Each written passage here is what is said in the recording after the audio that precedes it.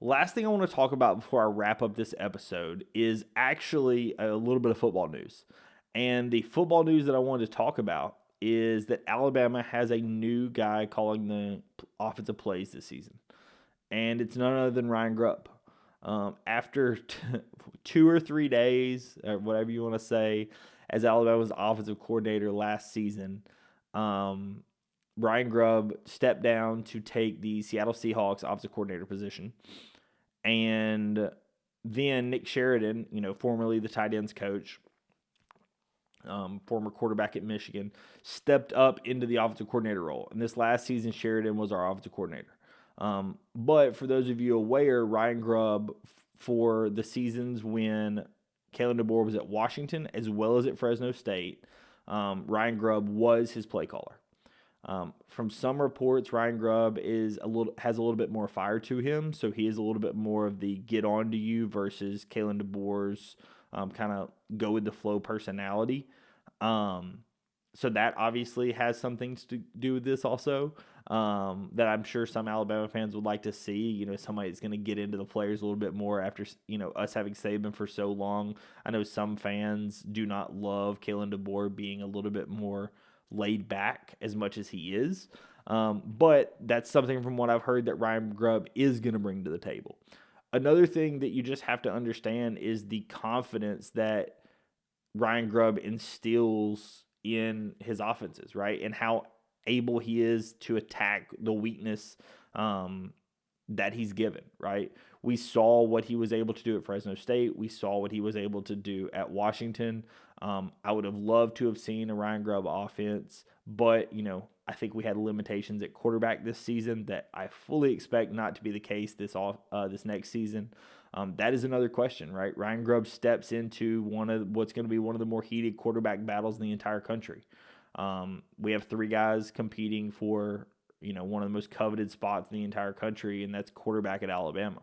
I think, obviously, Ty Simpson will have a shot to win it, but that do not count out Austin Mack that traveled with Kalen and, now Ryan from Washington. Do not count out a guy like Keelan Russell, number one quarterback, number one player in the country, depending upon the recruiting service, either number 1 or number 2, depending upon who you ask. There's a lot of talent in that room, right? But the question really becomes, who do they think puts them in the best position to win football games? The other thing that you also will have to ask is the offensive line coach going to come as well? For those of you that aren't aware, when Ryan Grubb took the offensive coordinator position, the offensive line coach went with him as well. The same offensive line coach that had won the Joe Moore Award offensive line. So the question also then becomes, does he come back with DeBoer? As of the recording of this episode, I do not know the answer to that question. I do personally expect that it will happen. I think it's going to kind of be a full get the gang back together. Something really important to note that was specified in this is that with Grubb coming back in, you are not losing Jamarcus Shepard or Nick Sheridan. That's to be expected because that entire group was on staff together at Washington and was successful together at Washington. So this is a situation where it's kind of just getting the gang back together and more stepping back into the roles that they previously had. I do not think Sheridan is a bad coach, right? I do think that he has value and he was not a bad offensive coordinator. But I do think that Grubb is a better offensive coordinator, right? So I do think this is a step up at the offensive coordinator position. I do think that in time Sheridan could step into that role, but I do think that overall I think Grubb is a better offensive coordinator. The question really becomes, why did this take so long? From what I have heard, Grubb was kind of feeling out his options at the NFL level and was seeing if anyone else potentially was interested in his services. I think he always knew that he had a spot on Kalen DeBoer's staff if he wanted it, right?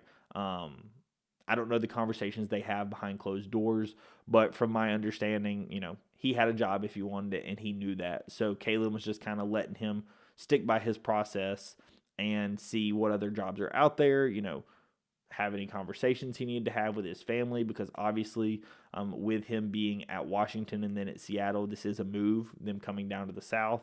So this is obviously a little bit of a difference in scenery. So I'm sure that also takes time. But this is a situation where, like I said, I do believe that Alabama has upgraded from an offensive coordinator perspective.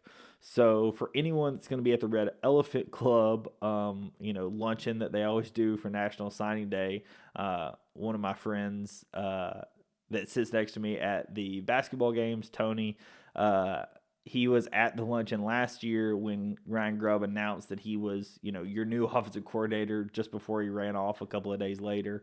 So, we made a joke that Grubb's going to be, at his back-to-back, announced as the new offensive coordinator. And so I am curious, how that's going to end up going. I'm sure there will be a lot of media and reports that come out about that. But I do think that overall this is a very good thing for Alabama football. I think that the offense will be better.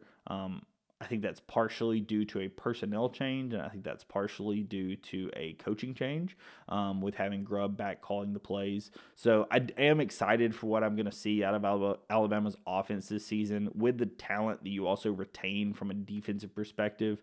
And I do think that Kane Womack did a very good job with the defense in his first season. I think that this team will definitely have the talent and the readiness to compete for a college football playoff spot. So, like I said, just wanted to talk about this. This happened earlier this past week, so felt like it was appropriate to talk about here on this episode since we had a little bit shorter one with the no midweek game. So I do appreciate everyone listening and watching these episodes. If you ever are curious or want me to discuss any topics at length, just throw them down in the comments. I do read all comments. If you have any other questions, reach out to me on here or on Twitter. I'm happy to discuss. Thank you so much, everyone, for watching, and I'll catch you in the next episode.